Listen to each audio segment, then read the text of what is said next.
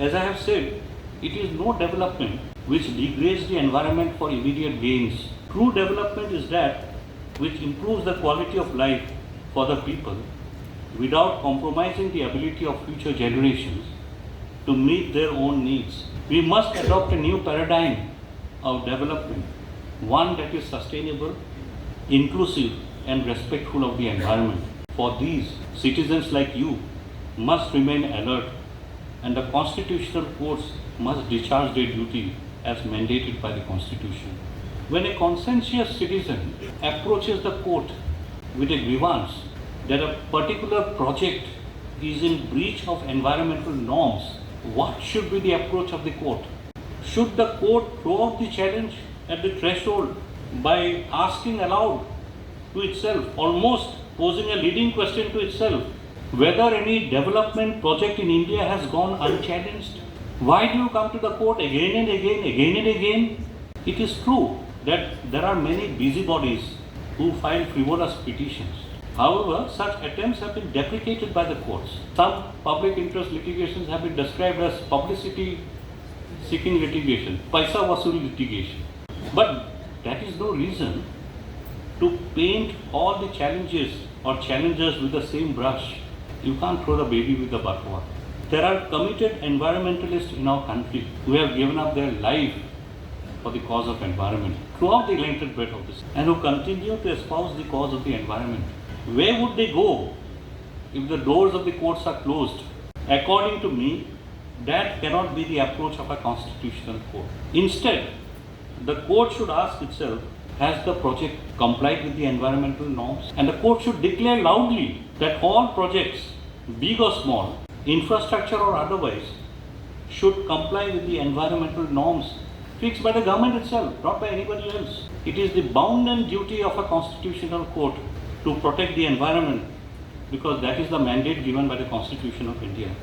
Friends, I will end by referring to the views expressed by one of India's legendary judges, Justice O. Chinnappa Reddy. He is a great judge. In the case of Sachidanand Pandey versus State of Bengal, West Bengal. In this case, the challenge was to the allotment of land given by the government of West Bengal for setting up of a 5-star hotel in the vicinity of the Alipur Zoo in Kolkata. That was under challenge. The question raised was whether the government of West Bengal showed any lack of awareness of the problem of environment in making such an allotment. It is another matter that in the ultimate analysis, the court rejected the petition, found that the government of West Bengal was conscious of all the environmental requirements. They had taken all the precautionary steps. The project proponent has also gone ahead and carried out a lot of steps. So petition was dismissed. What is relevant to assuage the citizens of this country was the openness and the candor of the court in entertaining the challenge. This is a judgment of 1987, almost 4 decades ago. Speaking for the bench, Justice Chinnappa Reddy said, whenever a problem of ecology is brought before the court is bound to bear in mind Articles 48A and 51AG of the Constitution, which we have already deliberated upon. When the court is called upon to give effect to the directive principles and the fundamental duty, the court is not to shrug its shoulders and say that priorities are a matter of policy. So it is a matter for the policy-making authority. The least that the court can do is to examine whether appropriate considerations are borne in mind and irrelevances excluded. In appropriate cases, the court may go further, but how much further must depend on the circumstances of the case. That was the legendary Chinnappa Reddy. That was the golden period of the Indian judiciary. We had stalwarts like Justice Krishna Iyer, Justice O.P. Chinnappa Reddy. Then we had Justice P.N. Bhagavati. In fact, recently, for a brief holiday break, we had gone to London. There was a closed-door interaction with the faculty and the research scholars of Queen Mary University. They asked me that why is it so depressing in India today? I told them, you don't be depressed. Worldwide, courts are known to be very, very conservative. In India, in the late 70s, 80s, and in the 90s, under these great stalwarts, Indian jurisprudence Indian justice system had reached the height. You are comparing today's generation of judges with these great stalwarts. Stalwarts come once in a while. But again, I was in Bangalore in March for a Supreme Court Bar Association conclave on issues facing the Indian judiciary and the bar.